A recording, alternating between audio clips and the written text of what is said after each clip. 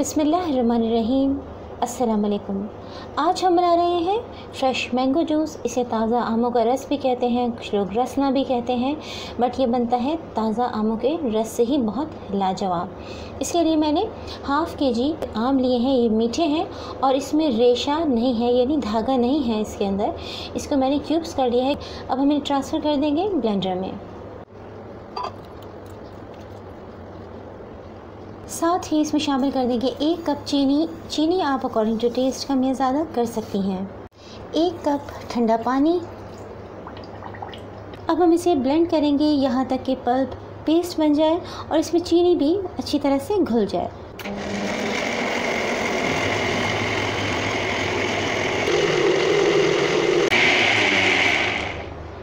आम का बहुत गाढ़ा पल्प तैयार हो गया है। इसमें हम थोड़ा सा पानी और शामिल करेंगे ताकि ये थोड़ा पतला हो जाए। हाफ़ कप पानी इसमें और जाएगा, इससे ज़्यादा नहीं। बाकी पानी हम बाद में शामिल करेंगे। इसको दोबारा से 2 मिनट हम ब्लेंड करेंगे।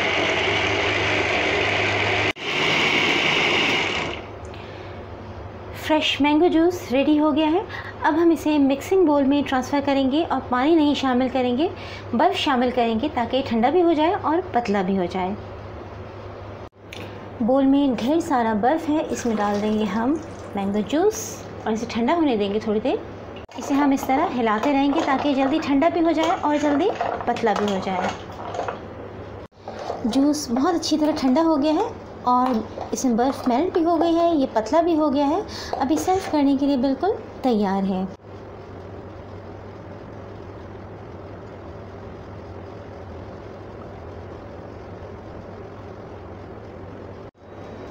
इंतहाई लजीज और ताज़गी से भरपूर आम का जूस रेडी है।